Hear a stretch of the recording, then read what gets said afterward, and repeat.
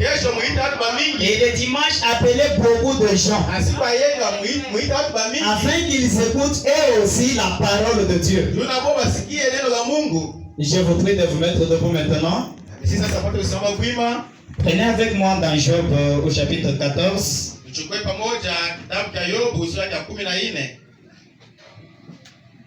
Je lis le premier verset et le verset 2. Et nous allons sauter pour lire le verset 7 au verset 10. L'homme né de la femme, sa vie est courte, sans cesse agitée.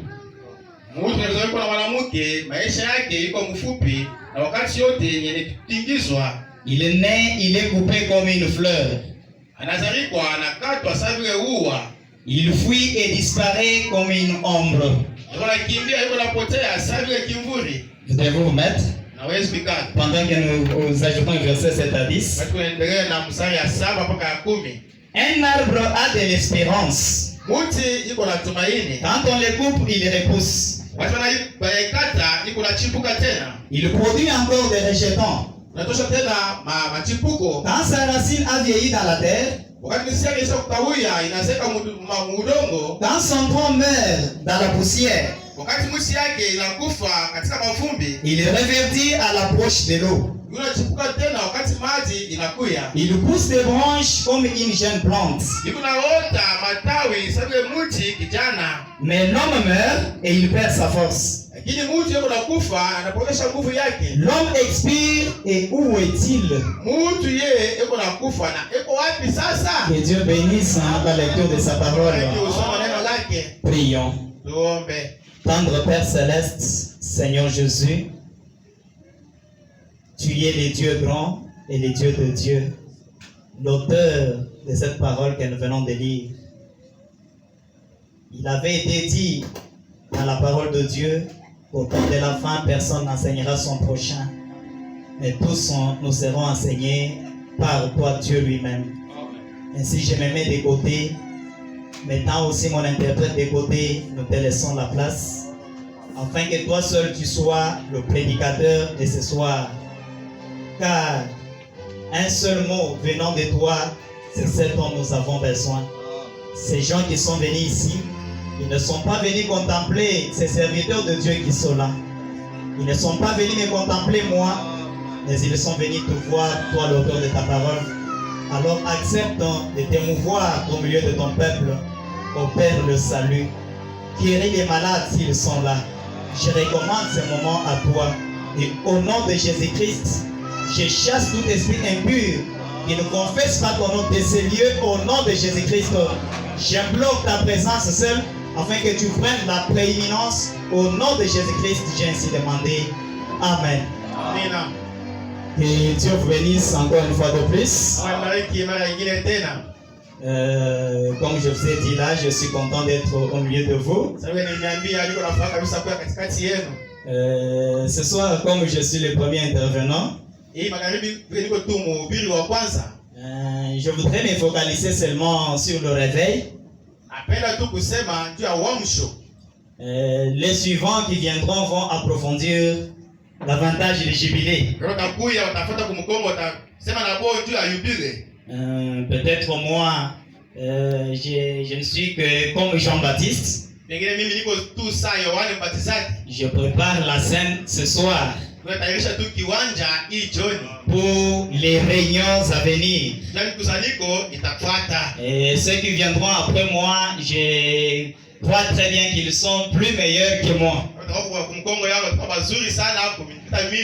Et comme le thème nous est déjà donné ce soir, le thème c'est les jubilés. Et j'ai entendu que ceci coïncide aussi, c'est la 3e anniversaire de cette église.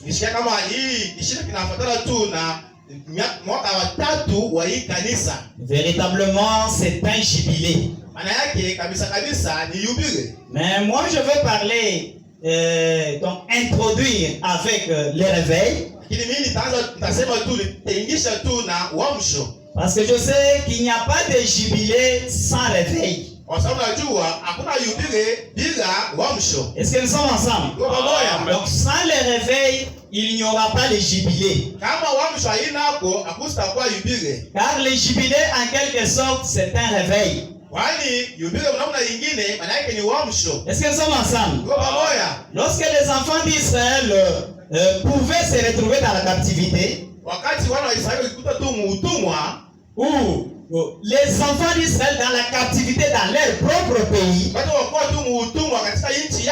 Dieu avait exigé qu'il y ait une année de jubilé. Et cette année-là était une année de grâce. C'est une année où celui qui n'avait pas de possibilité de se racheter, il pouvait retourner chez lui en homme libre.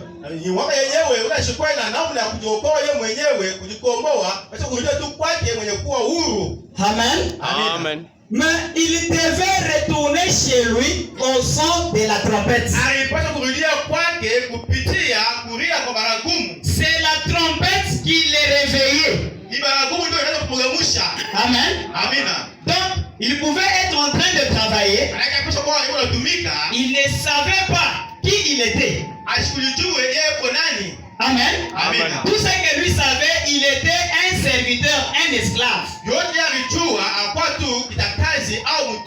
Mais c'est au son de la trompette qu'il se réveille et qu'il découvre qu'il est maintenant libre.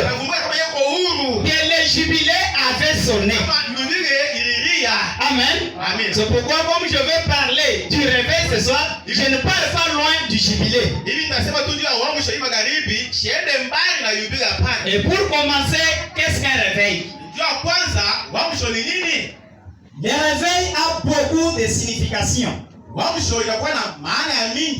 Mais j'en prends seulement 3. Est-ce que nous sommes ensemble? Amen. Et moi, je voudrais que quand je parle, que les gens soient attentifs. Est-ce que vous me suivez très bien? Même si les gens ne font pas beaucoup de bruit, mais qu'ils entendent. Le réveil, la première signification du réveil, le réveil c'est le retour à l'état d'éveil.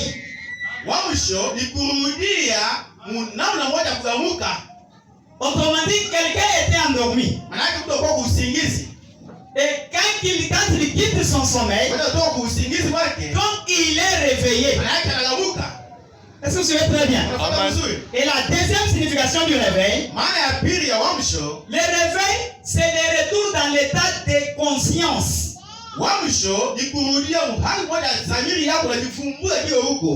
Prenons l'exemple d'un homme qui est malade et qui tombe dans les coma. Donc il est inconscient de ce qu'il est. Est-ce que nous sommes ensemble? Donc il est inconscient. Tout ce qu'on peut faire pour lui, c'est sont d'autres personnes qui l'aident. Mais s'il peut quitter cet état-là, donc il s'est réveillé, il a eu un réveil. Prenons des fous que nous voyons ici. Les fous vivent dans l'inconscience. C'est pourquoi des fois un fou peut marcher sans habit.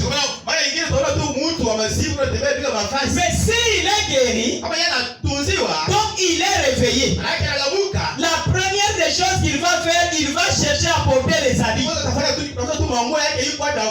Et s'il porte les habits, donc ça veut dire qu'il est dans l'inconscience, c'est pourquoi il marche nu.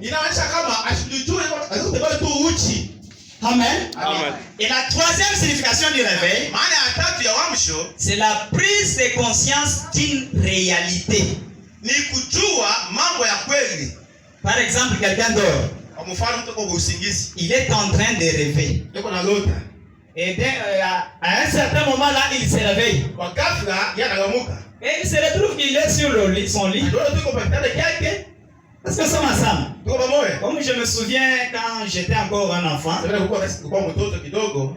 notre temps là, quand on étudiait, surtout à l'école primaire, zaidi masomo ya Il chini. y avait beaucoup de discipline. On nous fouettait beaucoup. Non pas comme les enfants d'aujourd'hui. Et nous, quand on entrait à l'école, on était comme des esclaves. On ne touchait pas. On peut seulement nous laisser seuls dans la classe et personne ne bouge. Et quand on sonne seulement la sortie et tout le monde est vraiment dans la joie. Il s'était fait un jour là que j'avais rêvé que nous sortions déjà de l'école. Et j'étais dans la joie au sommeil là. Et bien moi-même je me réveille. Nous sommes 7 heures. Donc il fallait aller à l'école. J'avais tellement regretté. Est-ce que nous sommes ensemble? Donc, ce que je voyais là n'était pas une réalité. Alors, le réveil, c'est le retour dans l'état de conscience, la prise de conscience d'une réalité. Donc, j'ai réalisé qu'en réalité, je n'étais pas sorti de l'école, mais je me réveillais, il fallait partir.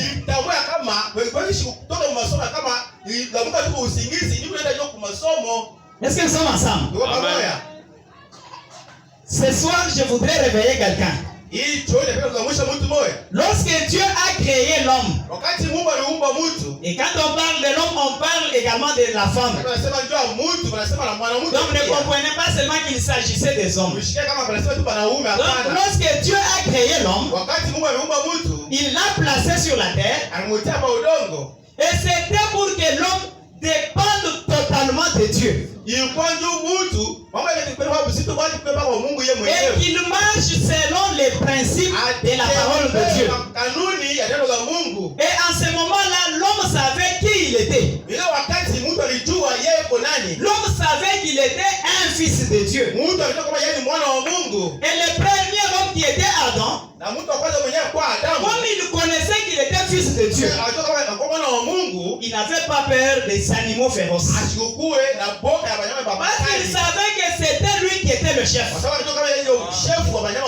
Est-ce que nous sommes ensemble? Mais lorsque le péché est entré par la chute, l'homme est devenu peu conscient de ce qu'il est. Après le péché, la chute, l'homme est devenu peu conscient de ce qu'il est. L'homme peut voir un animal et il fuit. Lui qui en était le maître, mais il fuit l'animal. Qu'est-ce qui a causé cela? C'est l'inconscience. Amen. Alors il fallait réveiller ces derniers. Il sache que l'animal féroce n'est pas son maître, mais c'est lui qui est au-dessus. Mais tous sur la terre aujourd'hui, nous marchons peu conscients de ce que nous sommes. Est-ce que nous sommes ensemble? Excusez-moi de vous lire un peu ce que notre prophète dit. Frère Branham dit ceci. Dans la preuve de sa résurrection, paragraphe 15 et 16, il nous dit, selon la providence du grand plan éternel de Dieu pour le salut, d'après lequel jadis, quand Dieu a créé l'homme pour que ce dernier l'adore, il a ainsi créé afin qu'il ait le désir d'adorer. Donc l'homme a été créé pour avoir un désir d'adorer Dieu. Aussi longtemps que vous restez loin de la parole de Dieu, loin de la maison de Dieu, vous n'accomplissez pas la volonté de Dieu. L'homme a été créé pour adorer Dieu. Il dit, et au cours des âges, l'homme a ardemment désiré voir au-delà du rideau qui le sépare du lieu où il va. Mtu alitakia kabisa kuona ngamba pazia yeye anamtenganisha nafasi yeye uko nenda. Donc l'homme est devenu maintenant inconscient. Mtu asikujue tena. Il ne connaît pas où il va. Asikujue kwenye uko nenda. Et il ne sait même pas qu'au-delà du rideau, qu'est-ce qu'il attend? Nini unamchunga? Est-ce que nous sommes ensemble? Kwa pamoja.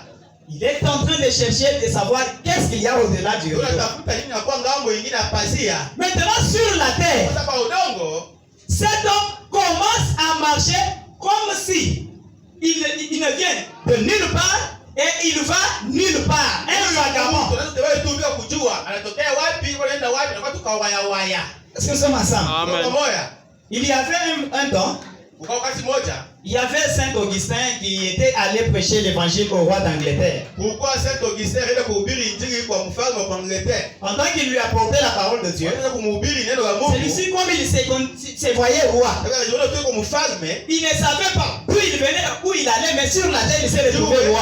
Akitokea wapi anaenda wapi, lakini akipata tu kwa udongo yuko mfalme. Quand nous parlons de l'histoire ici, Watu wanasema juu ya mon hii. souci n'est pas que vous puissiez connaître cette histoire-là. Nia yangu haina kujua ile hadithi hapana. Mais mon souci est que vous puissiez vous mettre en cet endroit-là. Nia yangu ni wewe unataka tupeleke fasi. Parce que vous êtes en train de sommeiller aussi comme les autres. Kwa sababu na mambo kukusingizi sana ile vingine.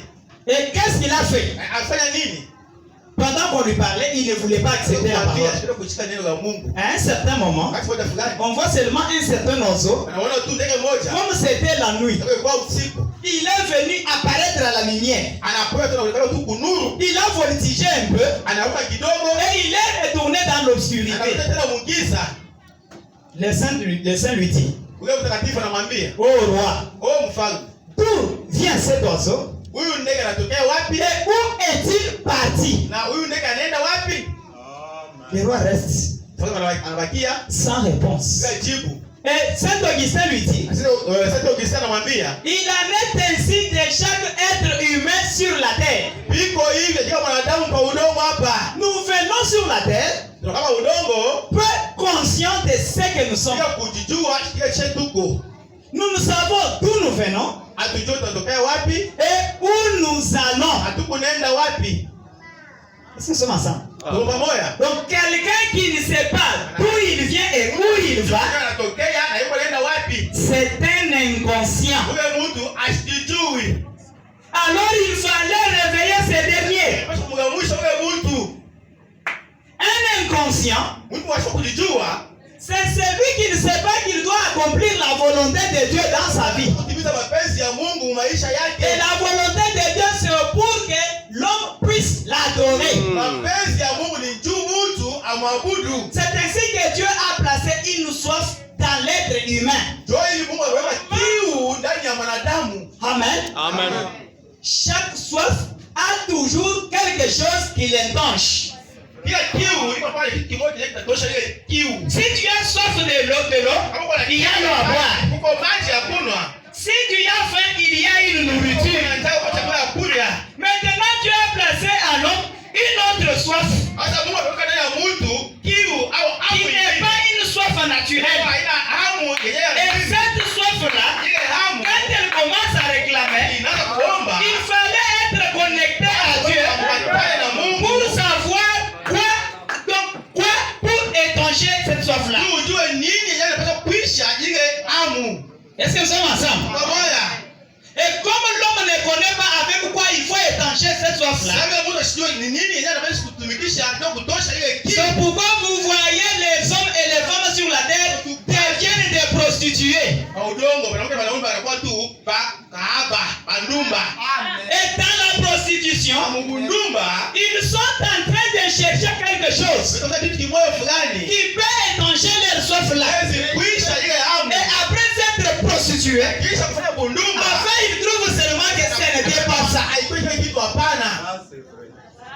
C'est pourquoi vous voyez d'autres personnes Unaona watu wengine qui vont s'enivrer. naenda kulewa pombe. Il boit, il termine.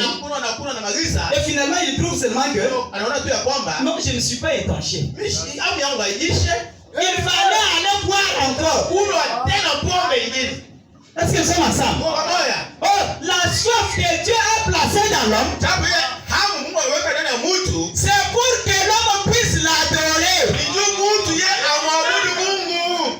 Et pour adorer Dieu, Ndio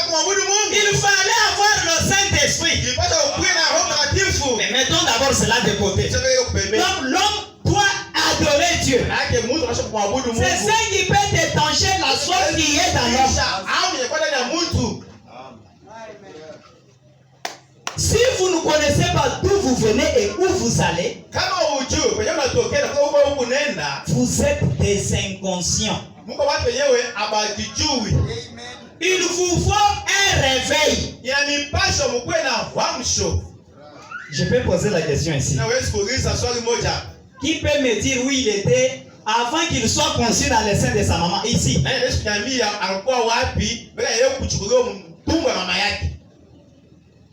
Et qui peut me dire où il ira le jour où nous irons l'enterrer? Est-ce qu'il y a quelqu'un qui peut me donner la réponse?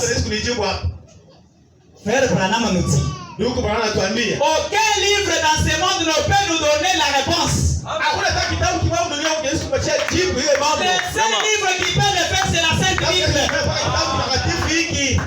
Alors comme tous, vous et moi, nous sommes des inconscients ce soir. Il nous faut un réveil. Il faut que quelqu'un nous réveille pour nous dire qui nous étions et où nous allons. Une seule personne le connaissait. C'était le Seigneur Jésus-Christ.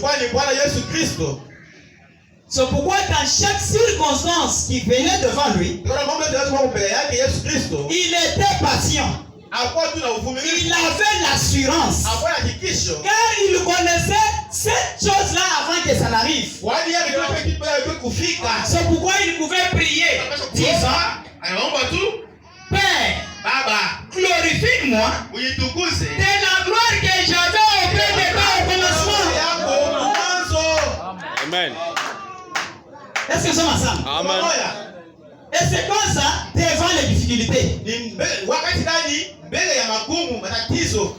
Et quand nous nous retrouvons devant les difficultés, on commence à invoquer les aïeux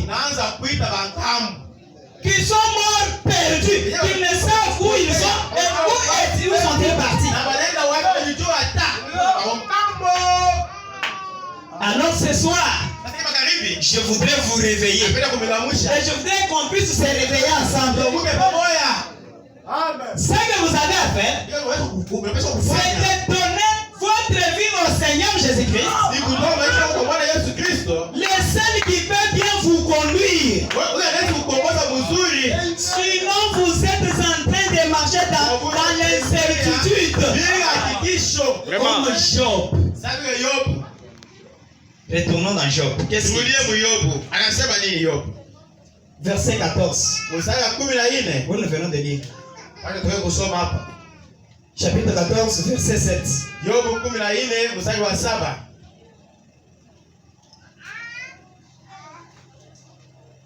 Job, un inconscient. Verset 7, il dit: un arbre a de l'espérance. Quand on le coupe, il repousse. Il produit encore des rejetons.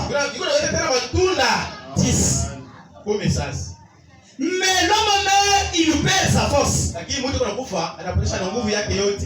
L'homme expire, où est-il? C'est Job qui demande la destinée de l'homme. Verset 14.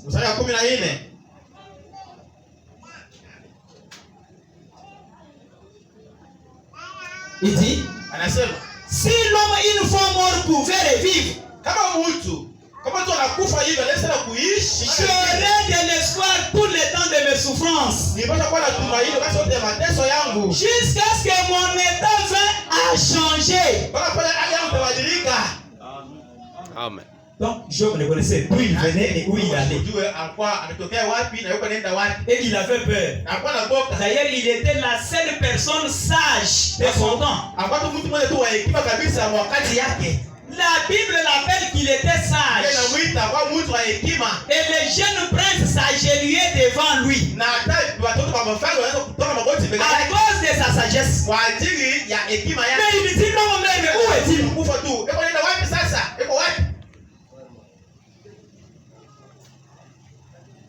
Un inconscient. Mtu asio kujijua. Comme vous, ce soir. Mweye hii magharibi. Dieu lui dit, Mwanamwambia, mais toi Job, tu ne mourras pas. Hautakufa. Est-ce que ça va ensemble? Tuko pamoja. Car Job, toi tu es éternel. Kwani wewe Yobu uko tu mtu wa milele. C'est super très bien. Unafuata mzuri. Et même si tu mourrais dans cette chair, Uko tu mwili. tu ressusciteras dans les derniers jours. Wewe utafuta usiku ya mwisho. Car tu es un fils de Dieu. Kwani wewe mwana wa Mungu. Job entend seulement ces paroles-là. Unasikia tu maneno. Job dit, Yobu anasema, j'ai un message. niko na ujumbe. J'ai un message à donner. Niko na ujumbe ya kuleta kwa watu. Celui qui doit donner un message doit l'avoir d'abord. Job veut donner le message. Disons Job. Ujumbe tusome Yobu 19. Quel est son message? Ujumbe yake ni nini?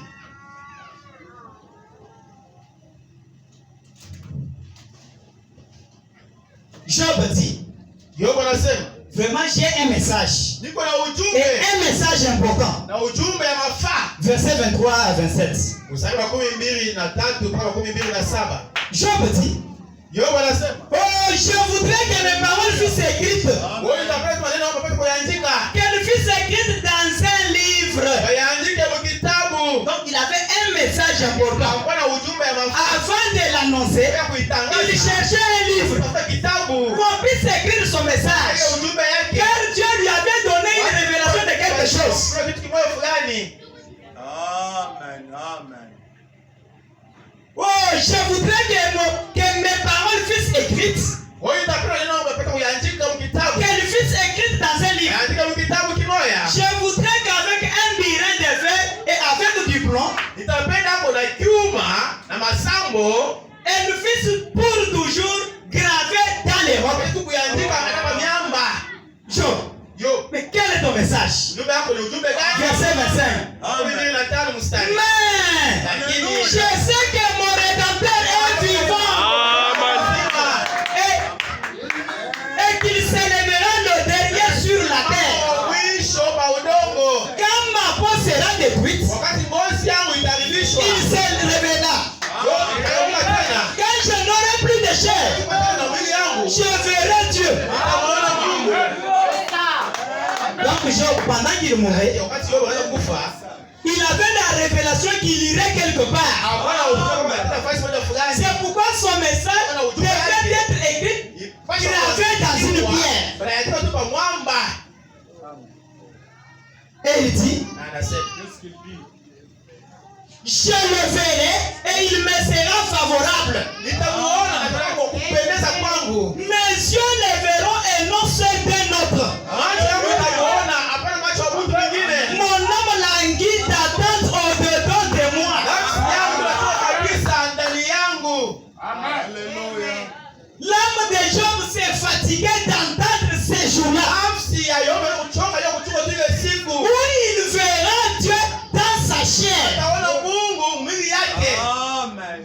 Est-ce que nous sommes ensemble? Amen. Job a compris. Il a eu la révélation de ce qu'il était. Yobu elewa sasa, alipata ufunuo kile yeye alikuya. Il avait été réveillé par Dieu lui-même. Mungu mwenyewe alimgamusha.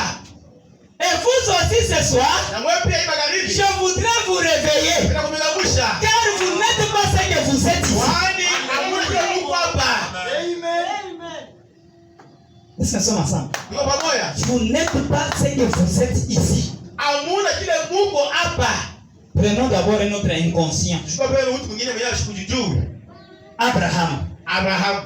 Dieu lui dit, Mungu anamwambia, Abraham, Abraham, je ferai de toi une grande nation. kwa tu taifa kubwa. Je rendrai ton nom grand. Wewe ndio jina kubwa. Amen. C'est dans Genèse chapitre 12, Somo kitabu cha Mwanzo sura ya 12. verset 1 et 2. Mstari wa kwanza mpaka ya pili. Mais Abraham, un inconscient, Lakini Abraham mtu asikujijua. il répond à Dieu. Anamjibu Mungu. Il dit à Dieu, Anamwambia Mungu, l'héritier de ma maison, mrithi wa nyumba yangu c'est Eliezer de Damas. Eliezeri wa Kudamasi. Un inconscient. Mtu asikujijua. Dieu lui dit, je te donnerai la postérité. Anakupatia uzao. Et je rendrai ton nom grand. Yako iko tu jina kubwa. Mais il dort. Lakini akati usingizi. Il ne croit pas dans ce que Dieu lui a dit. Alikuwa Mungu anamwambia, Qu'il aurait une postérité pata uzao.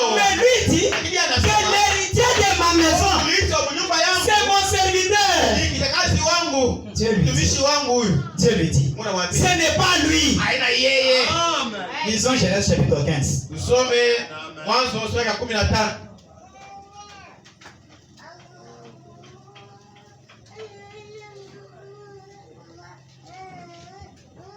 Verset 2 à 4. Mstari wa 2 mpaka ya 4. Après ces événements, la parole de l'Éternel fut adressée à Abraham dans une vision.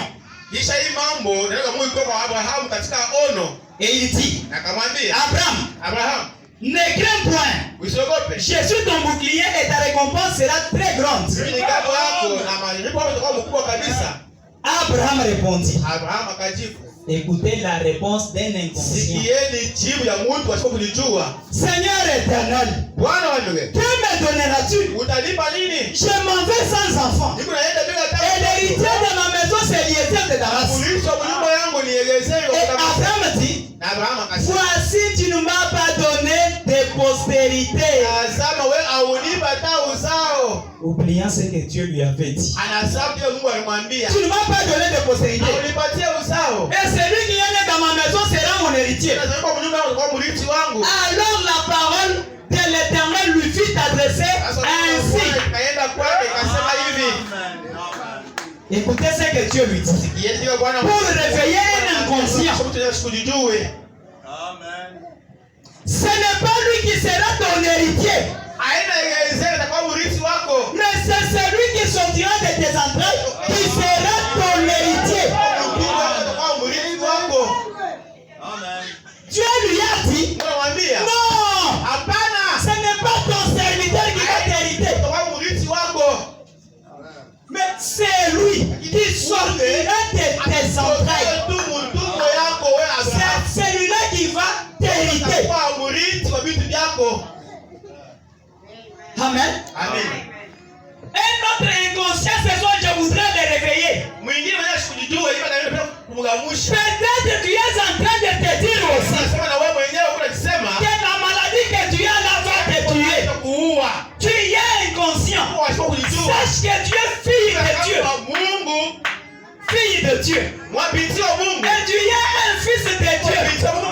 Pour les enfants de Dieu, ils sont héritiers de tout ce que Dieu a.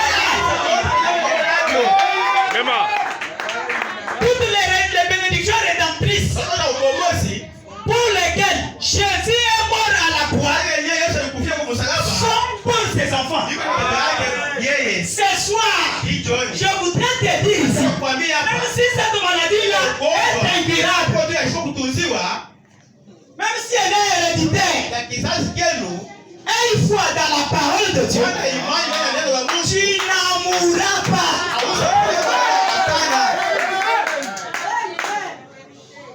Je voudrais dire encore à quelqu'un ce soir qui est en train de penser que sa situation ne changera pas. Comme Abraham. L'héritier de ma maison, c'est Eliezer de Damas. Dieu lui dit, ce n'est pas lui. Payer des parcelles, nous allons venir loger même chez vous. Dieu vous dit non. Amen. C'est toi qui vas payer cette parcelle-là. Ne parlez pas comme Abraham. Car vous êtes fils et filles de Dieu. J'ai dit encore à quelqu'un ce soir qui est en train de penser que lui il est pécheur plus que tout le monde. J'ai dit à un pécheur ce soir que vous avez beaucoup plus de valeur ce soir. Car c'est à cause de vous que Dieu a laissé le trône pour venir et mourir sur la terre. Ma soeur, écoutez ceci. Mon frère, écoutez ceci. C'est à cause de toi, les pécheurs. Jésus n'était pas venu pour les justes. Il est venu pour les pécheurs. Et si tu es aussi pécheur ce soir, donne seulement ta vie à ce Jésus.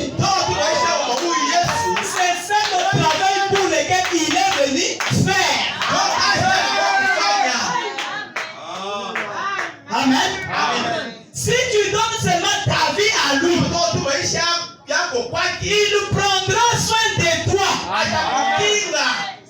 Tu es malade, il te guérit. Uko mgonjwa na kutunza. Tu as un problème, il prend soin de toi. Kwa shida atabeba mambo yako. À moins que tu refuses de lui donner ta vie. Tala kumtoa maisha yako. Mais si tu lui abandonnes ta vie, Kama unamwachilia tu maisha yako. je te dis une bonne nouvelle ce soir. Habari njema hii magharibi. Que toutes les bénédictions rédemptrices pour lesquelles Jésus est mort Yote ya ukombozi Yesu kufia n'étaient pas pour les justes. alikuja kwa penye yake hapana. Mais c'était et c'est pour les pécheurs mais répondants. Ilikuwa na iko zote na zake. Est-ce que c'est ensemble? Pamoja. Ce soir, ce que je vous dis, Hii ndio niambia. donnez seulement votre vie à Jésus Mtoe tu maisha yenu kwa Yesu. et Jésus prendra soin Na de vous. Yesu atabikinga atachukua mambo yenu. Quelle que soit votre condition. Ingawa hali yako. Écoutez, je vous lis un peu quelque chose. Sikiliza kusimama kitu kimoja. Soyez attentifs, nous sommes à la fin. Usikie mzuri. L'âge de l'église de Smyrne, Kizazi kanisa ya Smyrna. paragraphe 165. Aya ya 165. Frère Branham vous dit ce soir, Ndugu Bwana ananiambia hii magharibi. ceci est adressé à vous, amis pécheurs. Kwa ananiambia mweye batenda zambi, marafiki batenda zambi. Il dit ceci. Anasema hivi. Combien parmi vous sont sûrs de regagner leur maison ce soir? Bangapi akasema kwa tu na hakika ya kusema wataenda tu Mungu wa magharibi. Amen. Amen. Qui est sûr qu'il va sortir? Niko nakisha kama anatoka tu hapa hii magharibi anatoka. Les M23 peuvent seulement se tromper et dire que la cible, c'est là-bas, Badolite. Pulvérisons là-bas.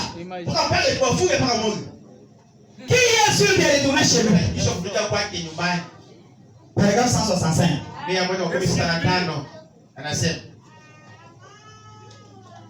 Combien sont sûrs de franchir cette porte? bangapi wana hakikisho ya kutambuka tu hii mlango? Nul ne le sait. Hakuna mtu anajua.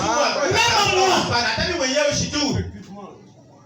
Des serviteurs de Dieu comme moi sont morts sur la chair. Watumishi wa Mungu wengine wamekufa tu kumimbani huko.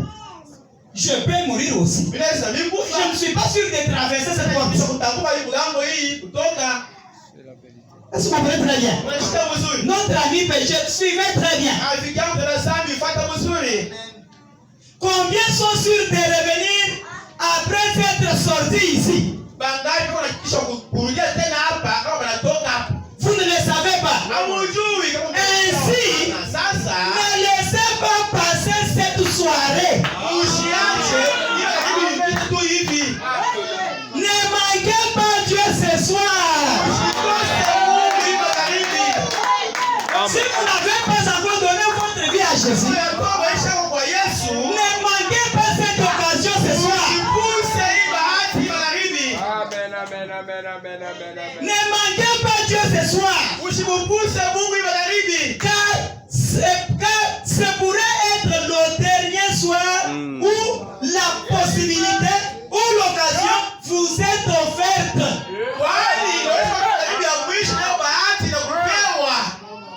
Notre ami pécheur, même si qui venait toujours à la parole de Dieu, mais vous n'avez pas encore pris la décision de vous faire baptiser au nom de Jésus. Ne manquez pas cette occasion ce soir. Parce que ça peut être une dernière occasion qui vous est donnée. De toute façon, qui êtes-vous? D'où venez-vous? Où allez-vous? Qui peut me répondre? Toi qui te dis toujours que moi, je vais faire d'abord la vie. Et à la fin, je croirai. Qui êtes-vous? D'où venez-vous? Où allez-vous? La vie naturelle est incertaine.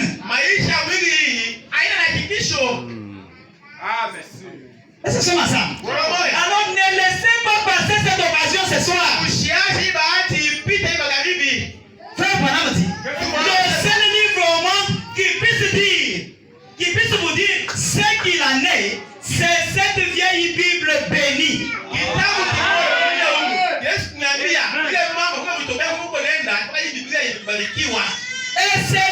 Bible que nous croyons. Amen. Si on vous dit que les branamistes, vous voyez Branham, ils adorent Branham, on vous ment. Branham lui-même dit que c'est dans cette Bible que nous croyons.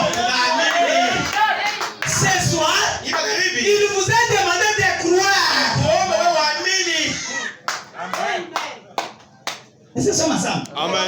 Ne laissez pas passer cette occasion qui est devant vous ce soir.